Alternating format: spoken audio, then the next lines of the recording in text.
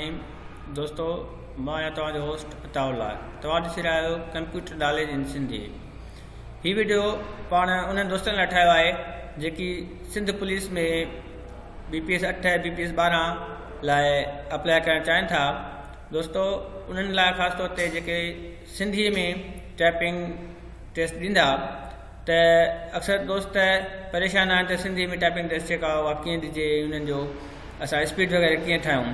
त उन्हनि खे मुंहिंजो इहो मशवरो आहे त मुंहिंजो 3 साल जो तजुर्बो आहे सिंधी में कमु करायो आहे। मूं रेवेन्यू रिकॉर्ड जेको आहे कंप्यूटराइज़ थियो हुयो, उन मां सुपरवाइज़र हुयुमि। उन लाइ तव्हांखे मां मशवरो ॾियां त जेके तव्हां सिंधी में पंहिंजी टाइपिंग खे सुधारणु चाहियो था ऐं टाइपिंग सिखणु चाहियो था त तव्हां हीअ कयो जो कीबोर्ड में सभ खां पहिरियां जेको कमु कयो नी त सिंधी जा अल्फ़ाबेट लिखो। जीअं मिसाल अल्फ़म बे बल्ला बे बकरी बे बोलो ते तारो, इहे सॼी अल्फ़ाबेट लिखो।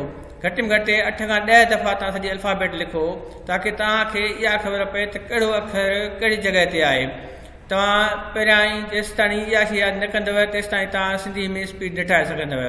सो सिंधी में स्पीड ठाहिण लाइ सभ खां पहिरियां तव्हांखे इहा शइ करणी आहे त सिंधी में अल्फ़ाबेट लिखो। घटि में घटि 4 खां 5 कलाक तव्हां इहा प्रैक्टिस कयो। उन खां पोइ उमेद थी करे त तव्हांजी सिंधी जी स्पीड जेका आहे नी ज़रूरु सुधारो ईंदो हिन में। दोस्तों, असांजे चैनल खे सब्सक्राइब कयो ऐं ॾिसंदा रहो असांजो channel computer knowledge in Sindhi. ऐं असांखे कमेंट्स कयो ऐं असांजे चैनल खे लाइक कयो, असांजे वीडियोज़ खे लाइक कयो। ऐं दोस्तों, उमेद थी करे त असां तव्हांजी कंप्यूटर में तमामु सुठी मदद कंदासीं। ऐं ॾिसंदा रहो असांजा मुख़्तलिफ़ वीडियोज़ जंहिंमें मां ऑफिस जो कमु तव्हांखे तमामु सवली ऐं सिंधी ॿोली में सम्झाए रहियो आहियां। महिरबानी।